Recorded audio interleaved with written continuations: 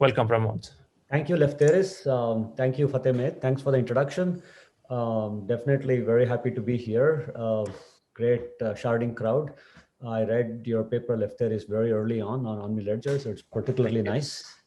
Um, and my pleasure to be here. Thank you for having me. So this talk is on identity-free sharding. Okay, so sharding, first of all, and it's identity-free. So let me try to explain. I think sharding is, this whole session is on that. So I think I'll get started fast.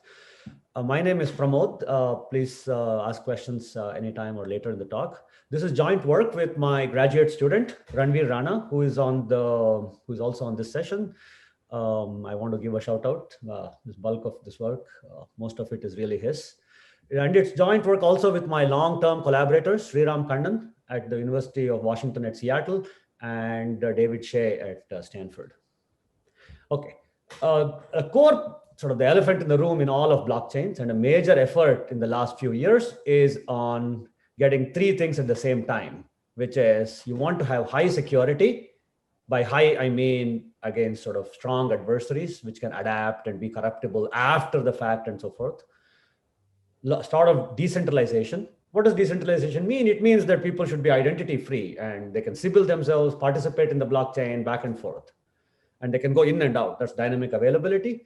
And most of all, on the third axis, and that's what Bitcoin and the sort of Ethereum do. And the way they do it is by giving full replication. Every node maintains everything. By everything, I mean they maintain the whole block, they communicate to each other, and they validate the blocks too. And this means storage, compute, communication all suffer. And having more blocks doesn't help you in any way. Everybody takes all the load, and that load is ever increasing. And that's the third axis, scalability. And you could say this is the sort of topic in blockchains in the last few years. And the area that focuses on scaling storage, compute, and bandwidth as a function as more nodes come in is called sharding. And you can see several works, seminal works on, I put on a few that I read and I enjoyed. In sharding, which sort of these are more academic proposals. And of course, you have a bunch in which are perhaps more informally presented, but of great industry interest and of course, associated market value. Despite this whole bunch of things, there's a common theme to these academic and industry proposals. So sharding at its core, as proposed in all of these methods, is quite simple. You take your blockchain and just chop it up. And these chops are called shards. And I'm going to use this one notation K throughout this talk. K refers to the number of shards. The more the shards, so more splits you make, then the more the efficiency. Each chop up, each shard is its own blockchain. So in other words, you run a consensus algorithm in each one separately.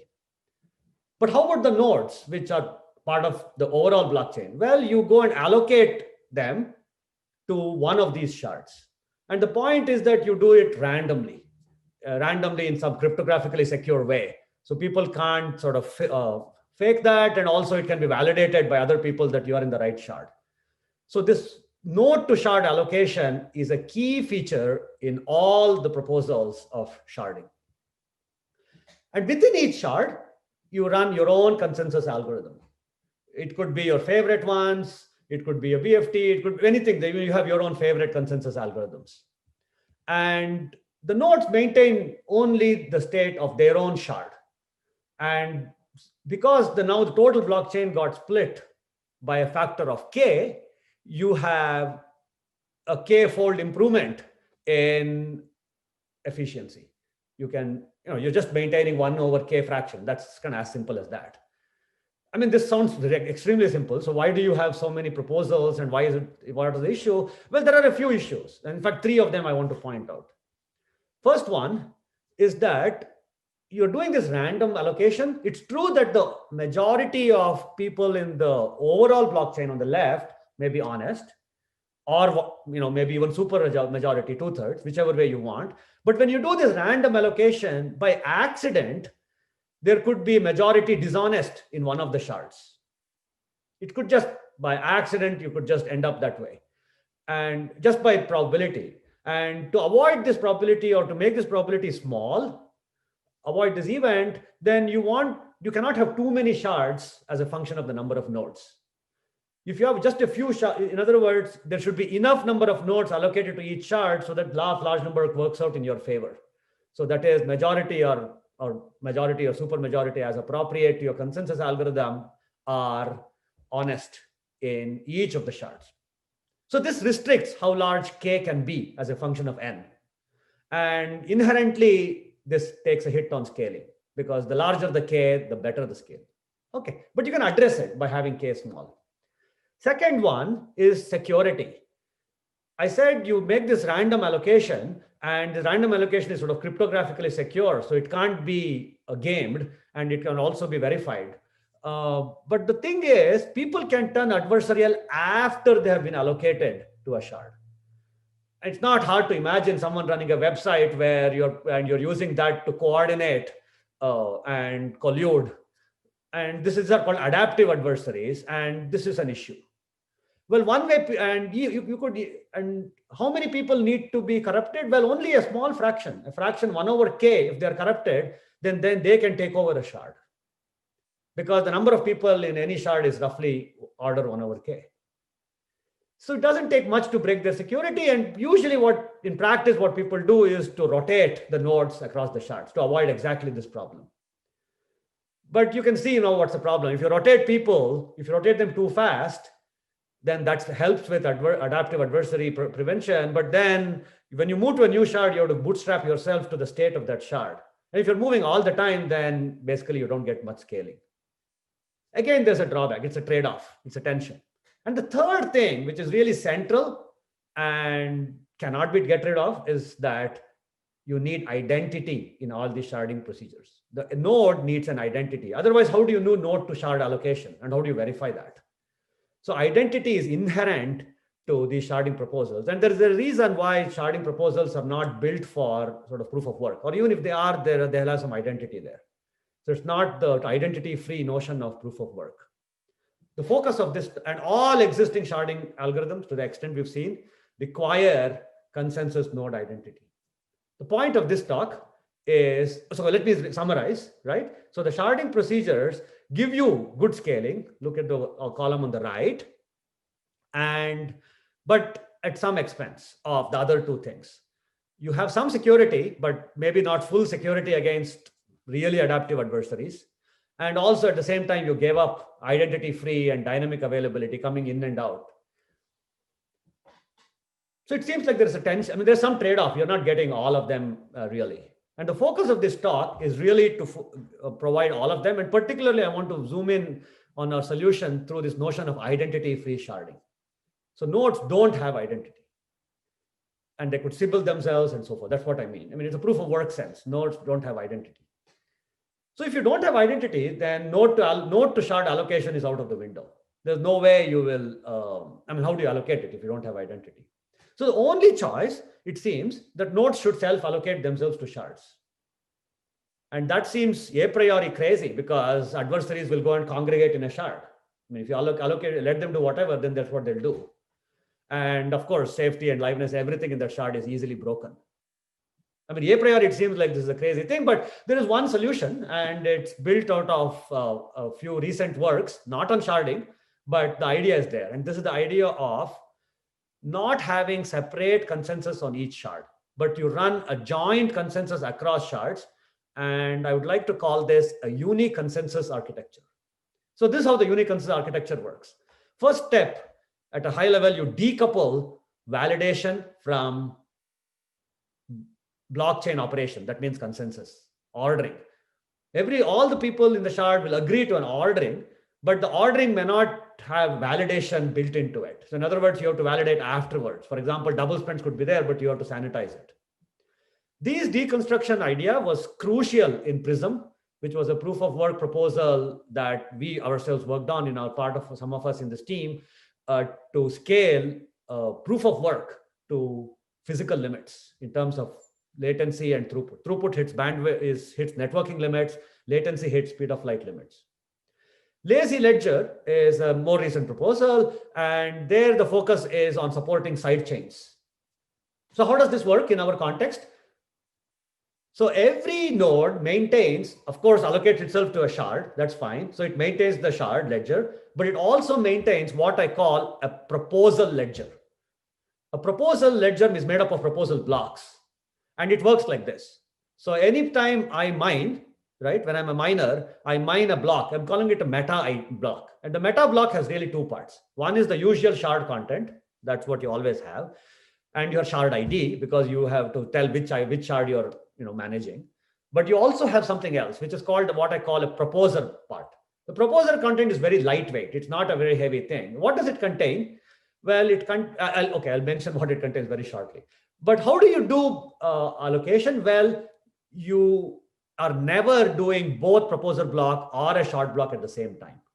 You propose it together, but depending when you're successful, so that means your hash value is less than a certain threshold, you decide using 2-for-1 mining, or aka cryptographic sortition, depending on the hash value in the range where it is in, whether you're going to be a proposer block or a shard block. You'll never do both at the same time. So one mining operation, so identity free, this whole sharding procedure that I propose can be used for proof of work or proof of stake. But because identity free is so central, I'm going to focus as if it's a proof of work. Okay, this can also be used for proof of stake, but I'll just think of proof of work because it's really the only proof of work sharding solution. Okay, so this is how you do mining. The mining has, let me summarize, has two parts. You have a proposal block and a shard block. Shard is where the content is, the bulk is. Proposal blocks are lightweight, but you do 2-for-1 mining. That means you are either going to be a proposal block proposer or a shard block proposer. Never both. And which one? Well, you do using the mining operation, this sortition. And you don't know that until you actually succeed. And what is this proposal block? Well, a proposal block simply contains hashes of the parent block. So proposal blocks are chained in the longest chain protocol. So proposal blocks are following the longest chain. So a proposal block contains a pointer or the hash of its parent block following the longest chain protocol within the proposal blocks. It also contains a pointer to the shard block that you are mining. And whichever shard you're maintaining, you go and put pointers to all the shard blocks that you have, that this miner is going to go put pointers on. So the ordering, now the proposal blocks safety is given by the safety of the longest chain protocol. And notice that because the proposal block contains, first of all, the ordering of the proposal blocks are given. So that is the safety. And each proposal block contains hashes or pointers to different shard blocks. So you can project the ordering of the proposal blocks into the ordering of the shard blocks.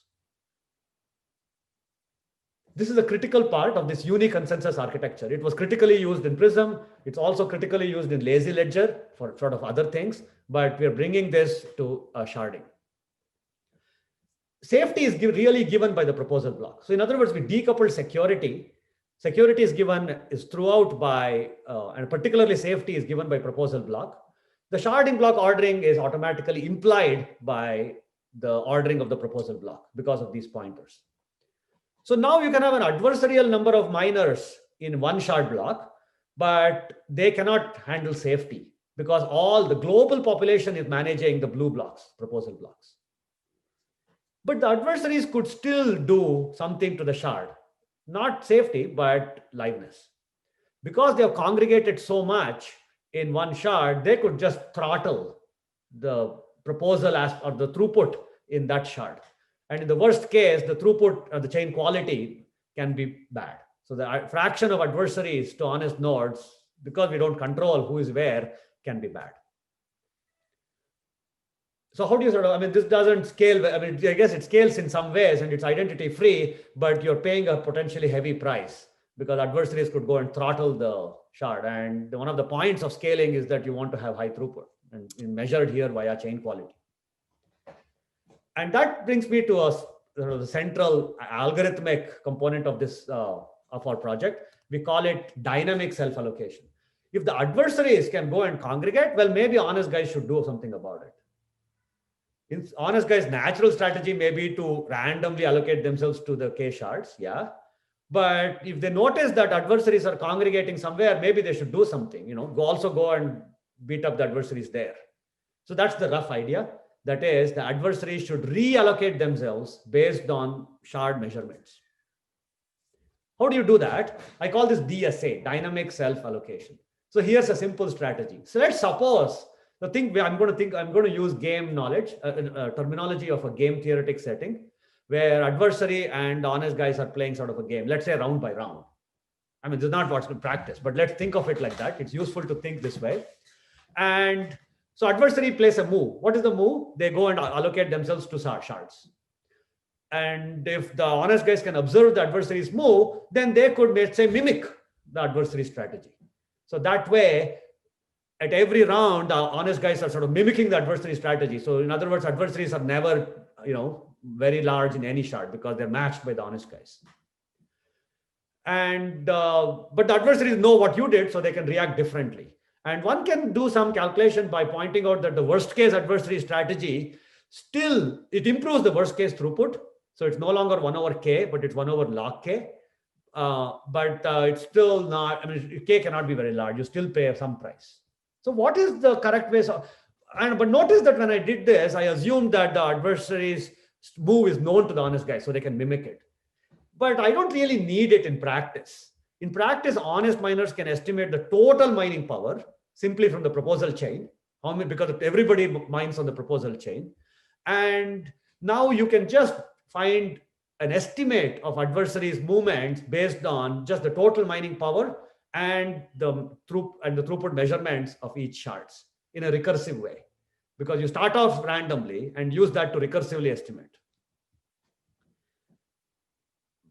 This myopic strategy is a little bit too greedy. The correct thing to do is if you do the correct thing, then every shard will have sort of equal throughput. And it's as if the best thing that you can do. You know what the shards are doing. The best thing is like in the OmniLedger sort of a setting where everybody is equally allocated randomly, and you can't break that. And free to shard is a specific allocation algorithm that we propose, which is also simple, but it's not so greedy. It keeps track of a running window of how your chain quality or throughput is doing in any shard. And you ask, how far away are you from a desired threshold? If the threshold is, let's say, half, then you ask how far away from chain quality half. Then I say, how far away am I? And honest guys simply allocate themselves proportional to how far away you are to this target. If you're above the target, then don't bother allocating. We call this free to shard. And sort of the main technical result in our paper is that this hits with enough time, it converges to the information theoretic limit, which is as if adversaries never had any agency to reallocate. It's a dynamic game between players, and and we are doing the worst case shard. It's connections. There are connections to classical game theory, especially Stackelberg games and dynamic games. And our proof itself has parallels to a very classic result in game theory, which was of independent interest and fun by itself. This is Blackwell approachability, 1956. The rate of convergence depends on how many shards you have. Roughly speaking, you need to, within about time, be proportional to the number of shards you converge. And that's sort of a theoretical convergence rate. In practice, we converge pretty fast. Well, now that we start doing this method, you start realizing I can have any number of shards. In fact, I can have more shards than the number of nodes, which is a crazy thought. This would never work in node to shard allocation. I mean, here I can have a very large, and I can think of every application as a shard. And nodes will go and process that shard on a need basis. When you have shards, right, you fix them a priori. If they're not active and you do a node to shard allocation, throughput is getting wasted. And in many blockchains, it's not like all shards are active all the time. You really want this responsivity to how traffic is moving. And identity-free sharding and free-to-shard is inherently adapting to what you may call traffic. Where the traffic is, which application is popular at what time and where. It automatically moves around. And honest nodes simply rotate across shards depending on where the need is. And so we run this, we can run this as well. No, once you start doing, you have other things. You don't have to have equal equal service to each shard. You can have heterogeneous. If some shards are more important for whatever the economic reasons or priority, you can go prioritize that. You can have higher throughput there. And finally, I just want to say that I was talking in a very like move by move way, but one can see that you can allocate slowly. Adversaries can move fast, but honest guys can move relatively slowly. How slow, it depends on the number of shards. Also, you only need a small fraction of people, honest people, to follow this policy. All the others could stick to their shard, but only a few people can follow, and still the performance is the same. The theorems are the same. Okay, I propose this strategy and uniconsensus architecture in the context of just thinking about it abstractly, but one can now build a whole proof of work system and free to shard integrate it inside the proof of work system. There are two components which are missing in the system, and I want to highlight that. And they are part of every sharding protocol. First one is what I call data availability. And because I decoupled validation from consensus, any shard cannot really run. I cannot validate a shard unless the blocks are actually there. And so what an adversary could do, they can't break safety, but they can hold a block. Like when a miner is proposing a block, it can propose and the hash is in the proposal block, and that gives me the ordering, but maybe it never broadcasts that block to anybody or broadcasts only parts of it. And this is a known problem in blockchains, and there are solutions to it. The second problem is that because you're reallocating to yourself, anytime a node moves to a new shard, it has to bootstrap. It has to get the state of that shard to start working. And this is a necessity. State commitments are a necessity for all blockchains, especially sharding. Both these topics are well studied in the last, nowadays we've become well studied, but it was a hot topic just last year. We worked on coded Merkle trees last year's FC paper. And there's an earlier paper of Al-Bassam and Vitalik and Sonino just a bit earlier than ours on data availability.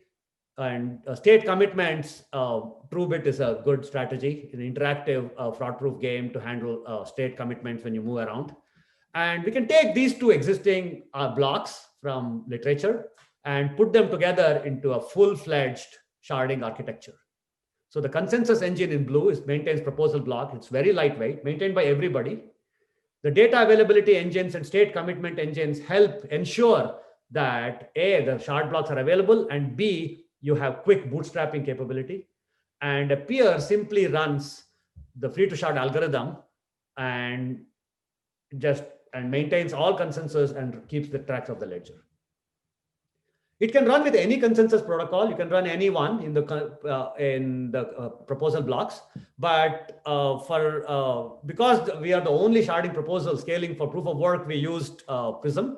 Prism code is available. It's about 10,000 lines of code on Rust, a full Prism client.